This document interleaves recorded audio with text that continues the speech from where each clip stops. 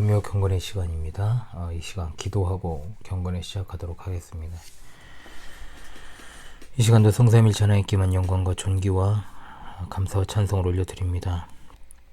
오늘도 단주를 마무리하는 금요일 밤입니다. 지나온 일상에서 함께 하신 하나님의 크신 은혜와 사랑에 감사합니다. 이 밤에도 경건의 시간을 갖도록 우리의 삶을 연장하셨사오니 하나님의 말씀을 통한 뜻을 바로하라 순종하도록 성령의 조명하심과 인도하심만 의지합니다. 이 시간 우리의 지나온 벌거름 가운데 하나님 보시기에 합당하지 않은 그런 모습들이 너무나 많았음을 고백하며 회개합니다. 생각과 말과 행동으로 지은 그 모든 죄악들을 이 시간 회개하오니 우리를 긍휼히 여기사 하나님의 백성으로서의 본분과 자세를 잃어버리지 않게 늘 성령의 충만함을 받게 하여 주옵소서. 이 시간도 여러 환경과 상황 가운데서 애쓰며 분투하는 우리 하늘 가족들을 기억해 주시고 어디에 있든지 무엇을 하든지 우리 하나님께서 동행하실 줄을 믿습니다. 어려운 환경과 세상에서 정말 묵묵히 애쓰며 주님을 의지하고 나아가는 주의 백성들에게 하나님의 은혜의 해를 비춰 주옵소서. 이 시간도 하나님의 정확문 말씀 레위기를 통해서 주실 은혜를 소망합니다. 전하는 종에게 은혜를 더하시고 또한 듣는 이들을 성령께서 조명하사 말씀에 순종하여 하나님께만 영광을 돌리게 하옵소서. 우리 주 예수 그리스도 이름으로 기도합니다. 아멘. 찬송을 좀 부르면 좋은데 목이 안 좋아요. 목이 안 좋아. 도저히 목이 상태가 그렇습니다. 그러니까 좀 양해를 좀 해주십시오. 안 하면 목이 안 좋아서 안 한가 보다 그렇게 좀 생각을 해주시면 되겠습니다. 강설 본문 레위기 12장 1절로 8절입니다. 레위기 12장의 내용을 오늘 보겠습니다. 레위기 12장 1절로 8절입니다. 제가 낭독하겠습니다. 여호와께서 모세에게 말씀하여 이르시되 이스라엘 자손에게 말하여 이르라. 여인이 임신하여 남자를 낳으면 그는 이래 동안 부정하리니 곧 월경할 때와 같이 부정할 것이며 8째 날에는 그 아이의 포피를 뵐 것이요 그 여인은 아직도 33일을 지내야 산혈이 깨끗하리니 정결하게 되는 기한이 차기 전에는 성물을 만지지도 말며 성소에 들어가지도 말 것이며 여자를 낳으면 그는 2일 동안 부정하리니 월경할 때와 같을 것이며 산혈이 깨끗하게 되면 66일을 지내야 하리라.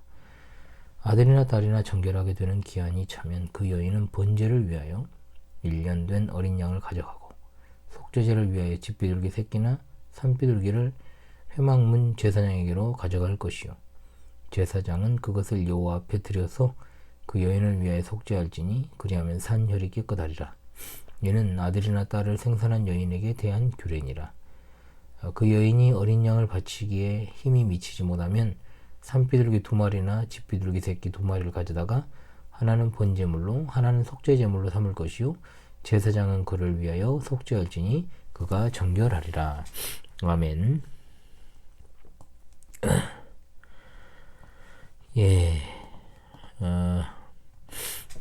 오늘은 정결과 부정의 규례에 관한 두 번째 시간입니다. 코가 간지러워서요. 재채가 나올 것 같아요.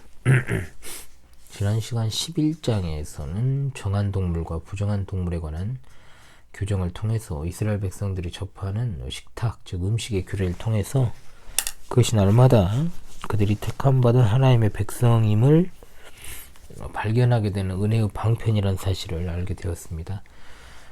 우리는 오늘날 그 모든 의식들이 가리키는 성취가 되시는 완성이 되시는 예수 그리스도를 바라보면서 더욱더 거룩한 삶을 살아가야 한다는 사실을 깨닫게 되었습니다.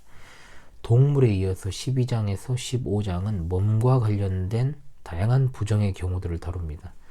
12장은 출산으로 발생한 부정이고 13장에서 14장은 이제 피부병으로 발생한 부정이요 15장은 이제 생리를 포함한 생식과 관련한 부정을 다룹니다.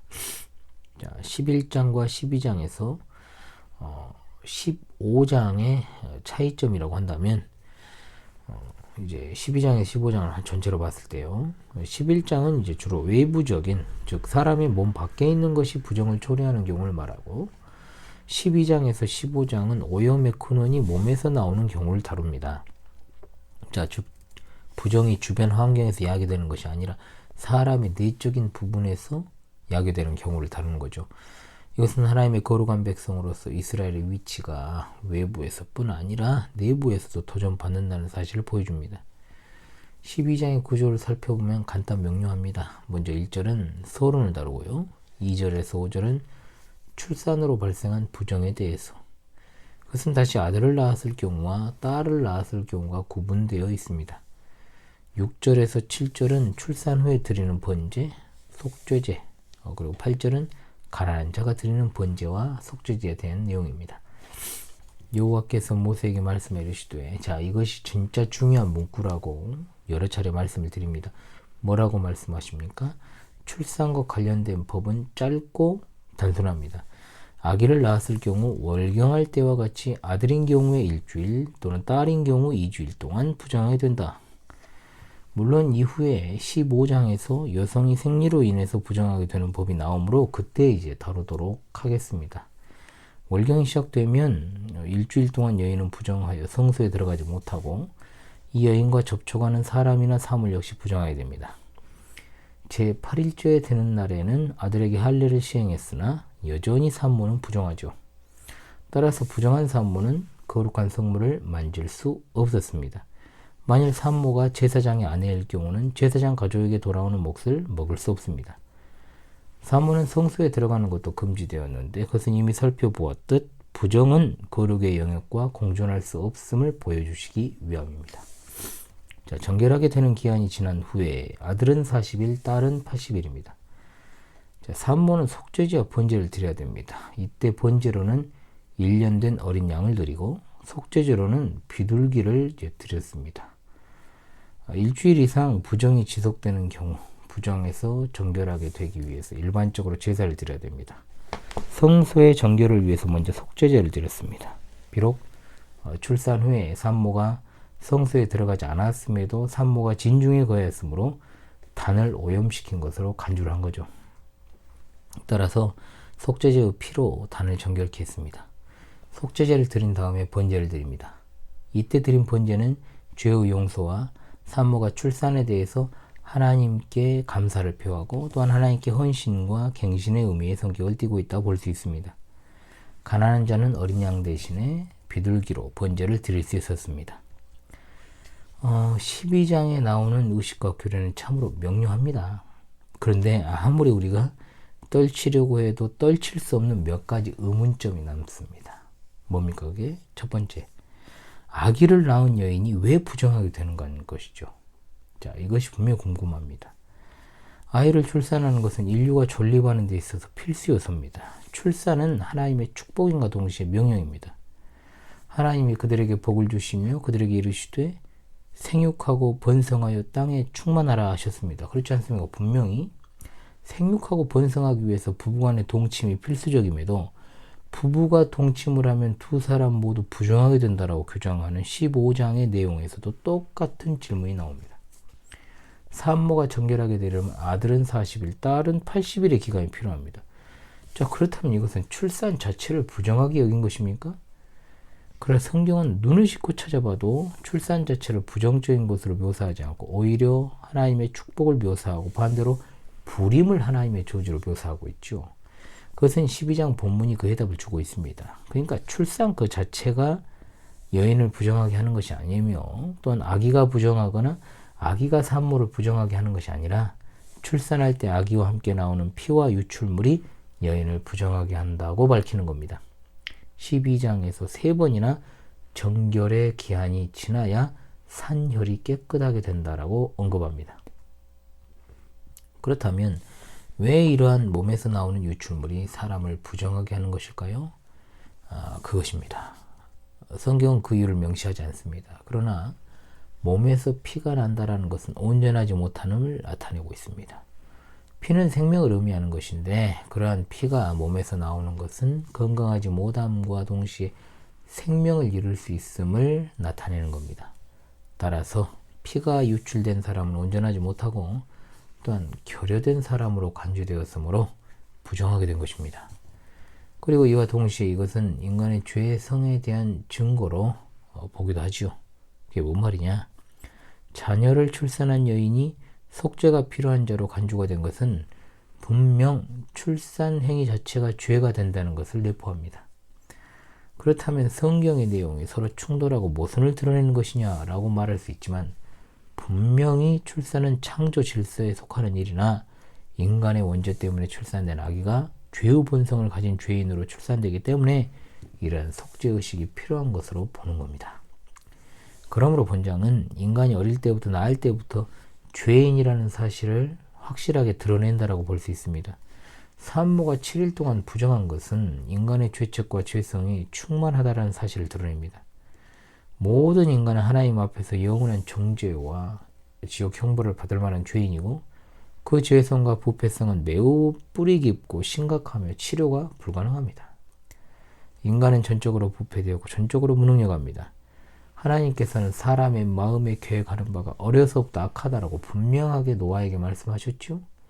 욥은 누가 깨끗한 것을 더러운 것 가운데서 낼 수 있으리까 하나도 없나이다라고 했고 다윗은 말하기를 성령의 감동으로 내가 죄악 중에 출생하였으며 모친이 죄 중에 나를 잉태했나이다라고 고백하고 있습니다. 하나님께서 선지자 예레미야를 통해서 만물보다 거짓되고 심히 부패한 것은 마음이라고 분명히 말하였고 바울 사도도 육신의 생각은 하나님과 원수가 되나니 이는 하나님의 법에 굴복하지 않을 뿐 아니라 할 수도 없음이라 육신에 있는 자들은 하나님을 기쁘시게 할 수 없느니라고 하였습니다. 그러므로 다른 것을 차치하고서라도 이 본문은 인간이 낳을 때부터 죄성을 가지고 있음을 드러내는 본문이다 라고 볼 수 있는 것이죠. 자, 둘째 질문 이거예요. 왜 딸을 낳았을 경우에는 정결케 되는 기간이 아들일 때보다 2배냐는 거죠. 궁금하지 않습니까? 그런데 유감스럽게도 이것에 대해서 성경은 침묵합니다. 침묵하면 우리도 그대로 받아들여야 됩니다.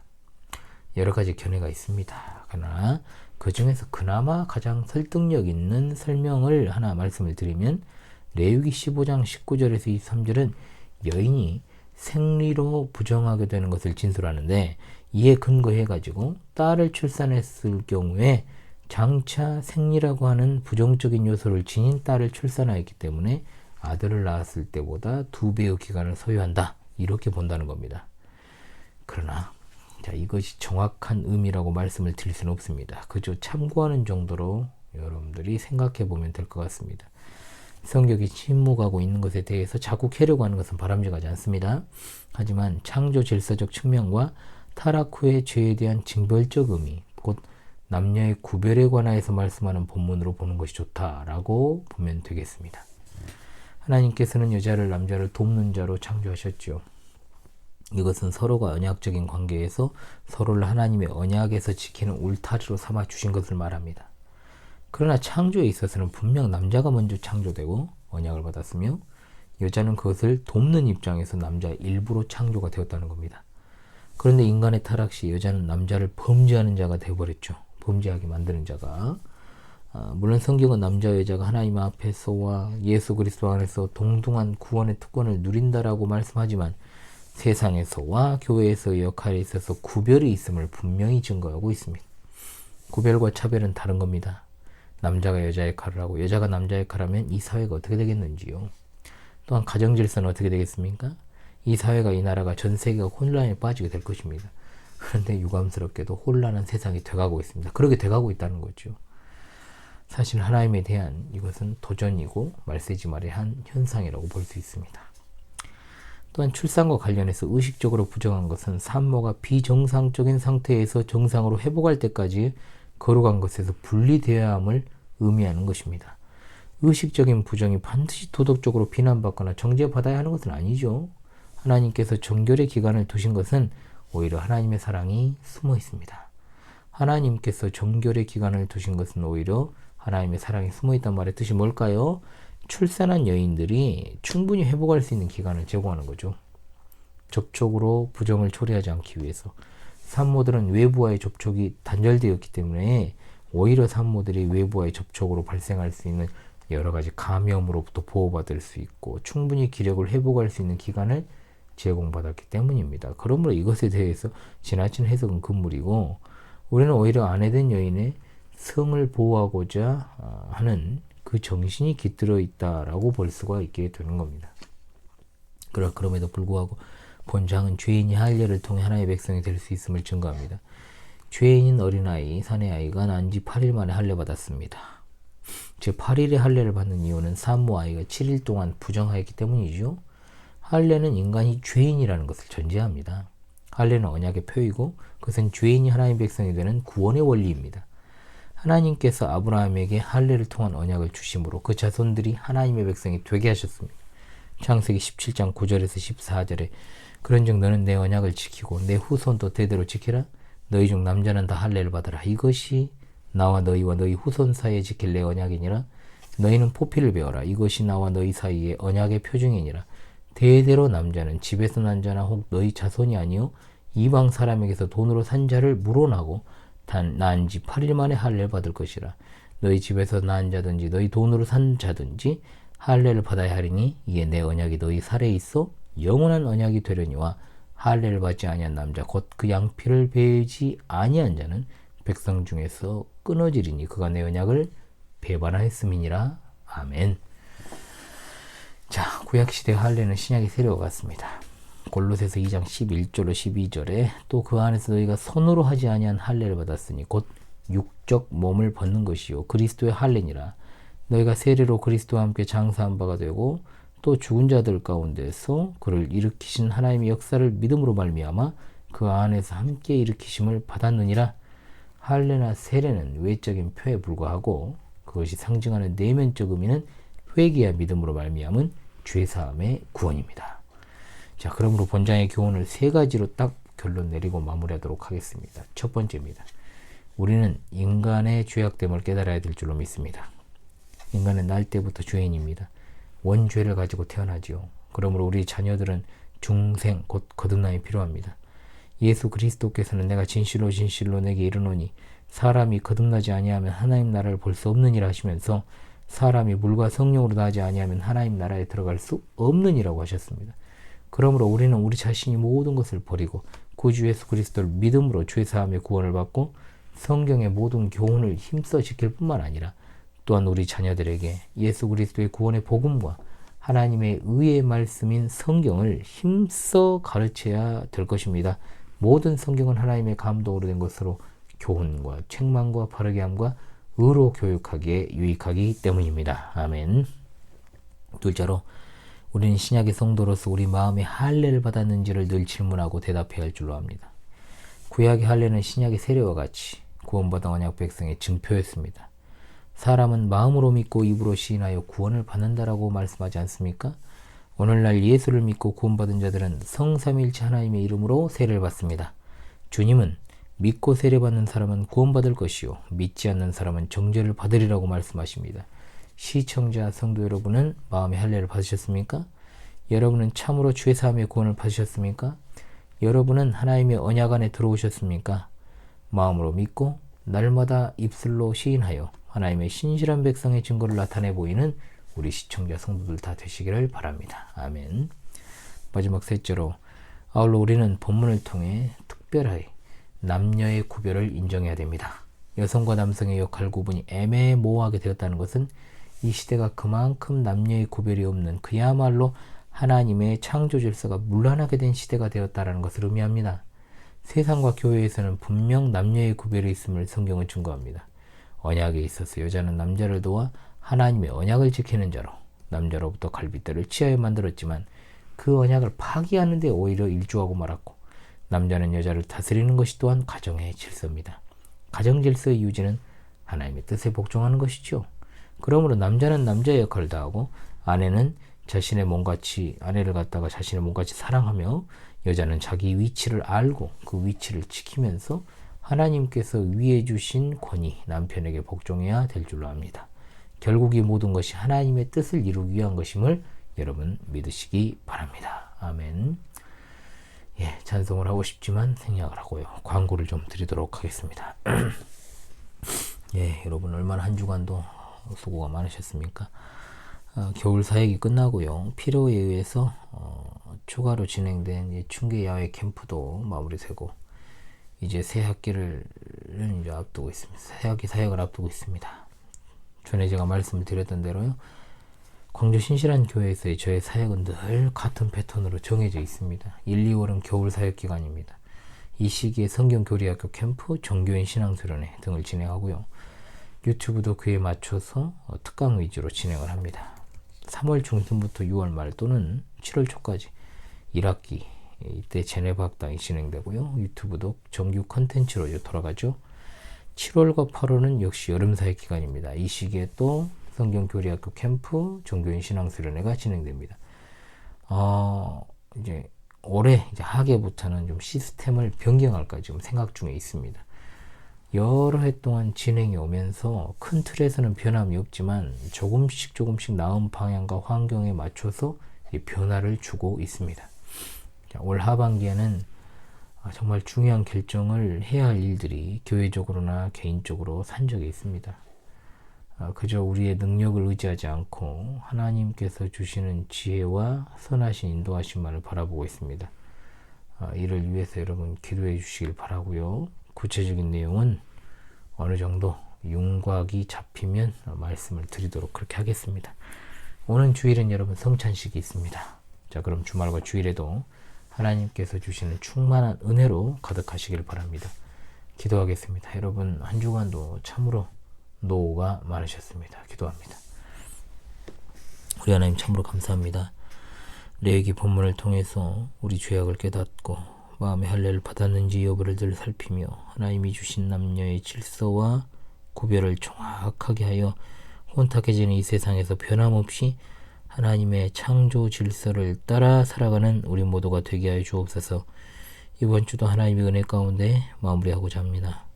우리와 우리에게 속한 모든 지체들이 여러가지 공고한 상황과 환경에 지치지 않게 하시고 언제 어디에서는 하나님의 귀한 뜻과 사명을 수행하는 일에 부족함이 없는 자들이 되게 하시고 하나님이 함께 하심과 주시는 말씀에 있어서 늘 깨어있게 하시고 말씀을 받아 순종하게 하시고 이 시대를 잘 분별하여 신실한 믿음을 준비하고 순교적 신앙으로 살아가다 영광 중에 다시 오실 주님을 잘 맞이할 수 있게 도와주시옵소서. 이 밤에도 평안한 쉼을 주시고 밝은 새 아침을 열어주시며 주말과 주일에도 하나님께서 함께 하심으로 예배와 교제를 통해서 주일을 누리고 영적인 쉼을 얻으며 육신도 회복될 수 있게 도와주시옵소서. 어려운 삶과 환경에 놓여있고 병상에서 정말 회복 가운데 있는 주의 백성들의 삶의 애환과 고통을 살펴주시기만을 바라옵니다. 안위하여 주시고 치료하시며 회복시켜 주시기를 원합니다.